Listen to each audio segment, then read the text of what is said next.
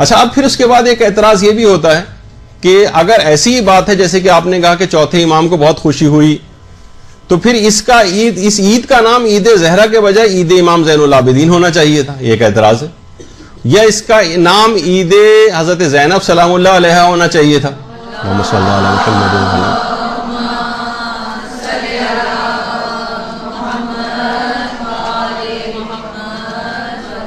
دیکھیے ایک ہے نا، ایک اعتراض تو ہے کہ اس کا نام عید زہرا کیوں ہے؟ یہ تو عید امام زین العابدین ہونا چاہیے تھا. وہ خوش ہوئے، حضرت زینب خوش ہوئی ہوں گی، ان کے اعتبار سے یہ والا نام ہوتا تو زیادہ اس کا مناسب نام ہوتا.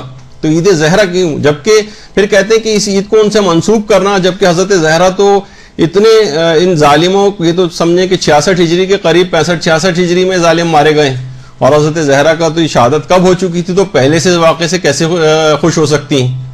تو دیکھیے یہ کہا جاتا ہے کہ زمانی فرق ایک ایسا فرق ہے کہ جس کی وجہ سے یہ روایت، یہ بات غلط ہے کہ اس دن کو اس وجہ سے خوشی کا دن منا کے عید زہرا کا نام دیا جائے، کیونکہ حضرت زہرا کی شہادت کی تو کتنے عرصے بعد یہ واقعہ ہوا ہے، تو پہلے سے کیسے خوش ہو رہی تھیں. تو اب دیکھیے یہاں پر بھی علماء فرماتے ہیں کہ ان ملعونوں کے سب سے زیادہ جو مارے جانے کی خوشی، جو سب سے زیادہ خوشی وہ حضرت زہرا کو ہی ہوئی ہوگی، اور سب سے زیادہ ان کا دل شاد ہوا ہوگا. اب پھر یہ سوال کہ یہ اتنے قتل سے اتنا پہلے سے کیسے خوش ہوئیں؟ تو دیکھیے خوشی اور غم جو ہیں یہ کوئی زمانی فرق معصومین کے لیے اس میں فرق نہیں پڑتا ہے. مثلا واقع کربلا کتنے عرصے بعد ہونا تھا پیغمبر کے، لیکن پیغمبر امام حسین کو جب بھی دیکھتے تھے، اور کتنے واقعات ایسے ہیں کہ پیغمبر رونے لگتے تھے اور غم مناتے تھے. کتنے سینکڑوں سال پہلے انبیاء جو تھے وہ واقع کربلا کو یاد کر کے روتے رہے، کتنی ہی روایات کے اندر اس کا تذکرہ آیا، جبکہ ان کے تو سینکڑوں سال بعد یہ واقعہ ہونا تھا. پیغمبر اسلام کے سامنے تو خود امام حسین موجود تھے، زندہ سلامت تھے، لیکن پھر بھی پیغمبر جو غم مناتے تھے. تو معصومین کے لیے، انبیاء کے لیے جو مستقبل کی خبریں رکھتے ہیں، ان کے لیے پہلے سے غم منانا یا خوش ہونا، یہ کوئی زمانی فرق کی وجہ سے اس بات پر اعتراض کرنا کہ وہ پہلے سے کیسے خوش ہو گئی تھی، یہ بہت ہی نامعقول قسم کا ایک اعتراض ہے.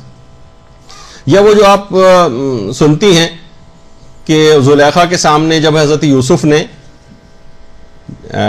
کہا تھا کہ اس وقت تمہارا کیا حال ہوگا جب تم آخری پیغمبر کو دیکھو گی، تو زلیخا نے کہا کہ آپ نے نام لیا اور ان کے اچانک سے میرے دل میں ان کی محبت پیدا ہو گئی. یعنی نہ تو زلیخا ابھی پیغمبر کے صرف نام سے واقف تھی، نہ ان کی سیرت سے واقف تھی، نہ ان کے کردار سے واقف تھی، تو اچانک سے صرف نام سن کر ہی اتنا پہلے پیغمبر کی پیدائش سے اتنا پہلے ان کے دل میں اس کی محبت پیدا ہو گئی. تو زمانی فرق جو ہیں وہ اس سلسلے میں جو ہے وہ شمار نہیں ہوتے ہیں.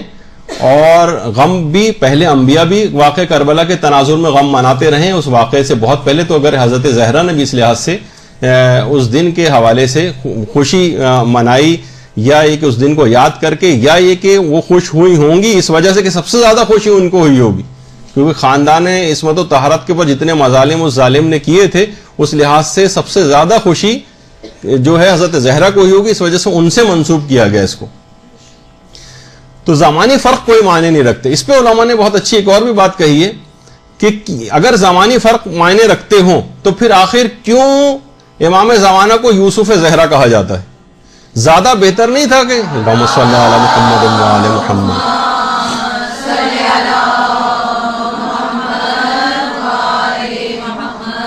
حضرت زہرا کے زمانے میں تو امام زمانہ پیدا ہی نہیں ہوئے تھے، ان کو اصلاً تو یوسف نرجس کہا جانا چاہیے تھا امام زمانہ کو، لیکن انہیں پھر بھی یوسف زہرا کہا جاتا ہے.